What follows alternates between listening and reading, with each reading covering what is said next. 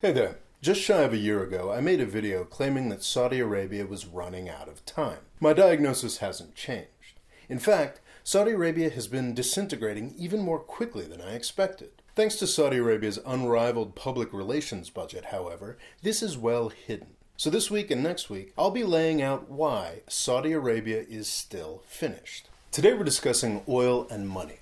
Despite half a century's worth of investment in diversification and a whole lot of recent hullabaloo, Saudi Arabia is still almost completely reliant on the sale of oil and gas. There has been a little bit of good news on the oil price front recently, but that news is nowhere near as good as we have been told it is. Like the US president celebrating the stock market last week, you just have to extend the graph back a bit to realize that things aren't actually that great. Oil market analysts love to use words like rally and record prices, while leaving out the fact that prices are still only a little over half of what they were 4 years ago. Oil prices are a bit higher than I expected. In last year's video, I stated that oil prices were unlikely to break the $60 mark for very long. At some points last week, the oil price did actually, on one of the measures, break $70. So I was wrong.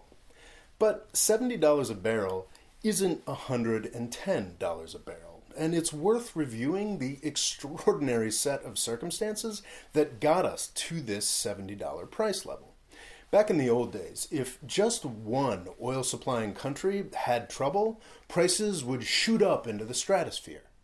Over the past 3 years, Libya, Iraq, Nigeria, and most shockingly, Venezuela have experienced extraordinary drops in production. Wildfires in Alberta, Canada in 2016 and Hurricane Harvey in Texas in 2017 also knocked out essential infrastructure. Since November 2016, Russia has joined with OPEC in an unprecedented and unprecedentedly well-followed agreement to cut production. And all of that, combined with a growing worldwide economy, can't keep oil prices above $70 a barrel.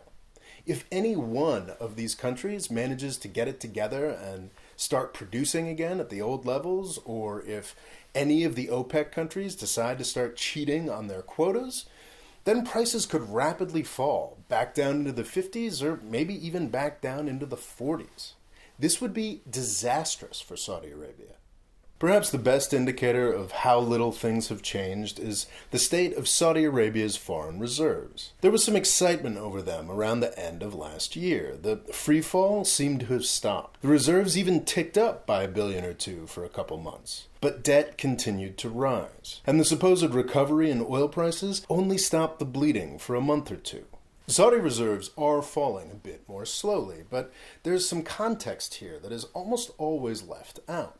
In November of 2017, right before the reserves stabilized, Saudi Arabia arrested some of the richest men in the kingdom. This was a money grab, pure and simple. The Saudi government reportedly extorted over $100 billion from these people, yet their foreign reserves didn't go up, they just stopped falling as quickly.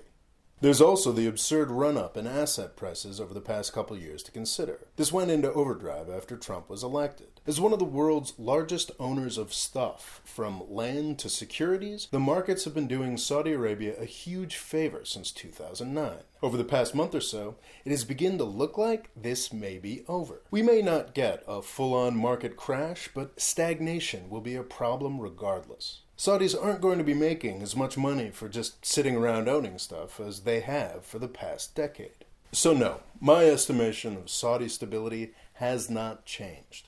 The switch in government this past year from a broader oligarchy to one-man absolutism is just the beginning. Winter is still coming for Saudi Arabia. And no, the Saudi Aramco IPO will not save them.